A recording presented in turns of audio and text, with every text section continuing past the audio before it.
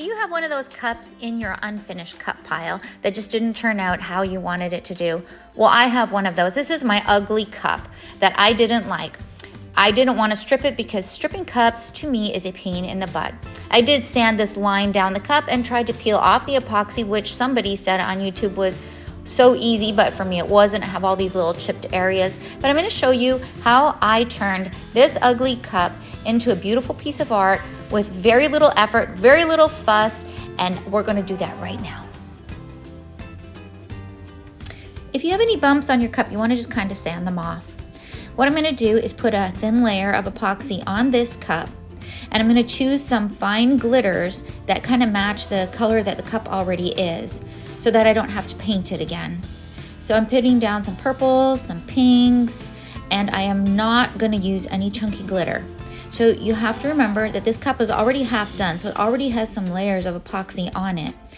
And the more layers we add, the cup will become clunky and the epoxy will become thick, and we are going to try and avoid making this cup too thick and too clunky by not using chunky glitter. If you use chunky glitter, you're going to have to put on more layers of epoxy to cover up and make it smooth. So on this cup, I'm only using fine glitter.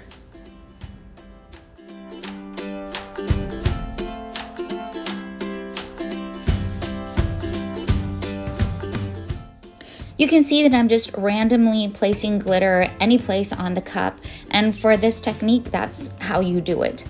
After this is dry, I'm going to spray it with Ultra Matte Clear Rust-Oleum spray paint to seal the glitter, and then I'm going to put another coat of epoxy on it and let it dry.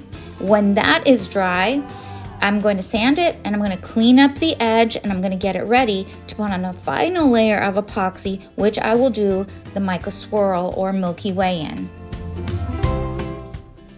Now I have added a medium thickness layer of epoxy to my cup.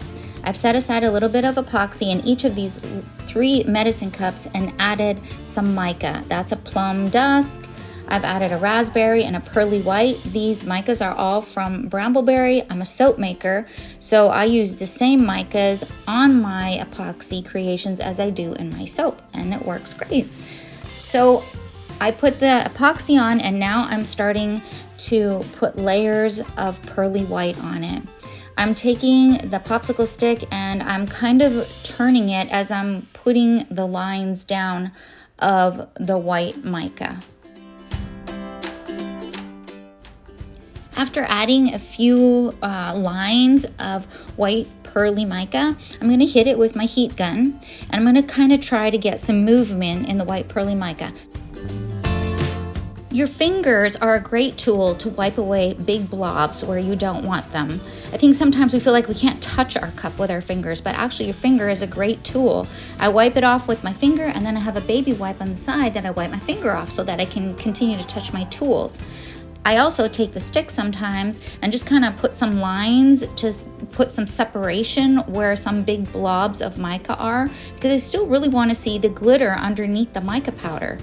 So I just added some of the raspberry mica, and I'm adding little tiny thin lines of black around the cup. I really don't want too much black because the fine glitters are dark fine glitters, but I do want to add different depths, different layers of color to the cup. And you'll see around the bottom of the cup, some mica is accumulating and starting to swirl. So I wipe it away with my finger, and I'm hitting it with the heat gun. And a feature that I think is really important for cup makers is that, see, I'm tilting the cup. I'm able to pick up my turner and I'm able to tilt it up and down to get different movement directions for the flow of the mica. And I really like and appreciate that my turners are not attached to the wall. If they were, you could just unhook the stick, stop your turner from turning, unhook the tube and hold it upside down, hold it right side up, and put it back on and twirl it just to get different movements. This is especially important if you're doing a coffee swirl using alcohol inks. You really want to be able to tilt it upside down and right side up, and then put it back on and turn it so you get swirls. So this cup is looking great, but I kind of feel like it's missing something. I feel like it's missing a color. There's a lot of pink, purple. I like the white swirl kind of milky look. I like the other layer of color that the black is offering, but that gold, I think it needs a gold. The gold I just showed you. So I'm gonna mix up some of that gold and I'm gonna add that just a little bit. So you only need a tiny bit for a cup like this. And then I'm gonna start to add on just not a whole lot, but just some different layers throughout the cup to give it more dimension. Remember that you are creating an art piece. This just isn't a cup. This is a one-of-a-kind piece of art that you will use or you will gift or you will sell. One-of-a-kind homemade art piece. And I think the hardest thing about making art, whether you're drawing, painting, tie-dye making, soap making, whatever it is knowing when to stop. I think that's the hardest thing for an artist to do, is say, okay, I don't want to do anything else to it. It's just, we sometimes just want to add more glitter and do a little bit more, add another color, add another mica. And this time my intuition was correct. I really did like this cup when it turned out. Now, what happened to the cup before I redid it is that I got carried away and I didn't stop when I thought I should have, and I kept going, and that's why my cup turned into what I call my ugly cup, and that's why I'm redoing it. But this cup really needed the gold. I really like the little bit of gold touch that it added to this tumbler. So because this is mica and not glitter, I will not need another layer of epoxy over this when it dries. I'm gonna finish this up, I'm gonna let it dry, and it's done. So easy. I think what we did in redoing this cup is we added 3 layers of epoxy. The first layer with the glitter, 1 layer to cover up the fine glitter, and then this layer of epoxy with the mica in it.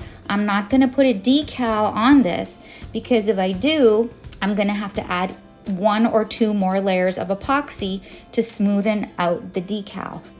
Most of the tumblers I make for myself actually have nothing on them. They're only the cup with the artwork on it. I don't put names or anything on them, and I actually really like it. Here it is, all done. You can see that glitter shimmering in the setting Texas sun, and you can see that mica, nice mica swirls.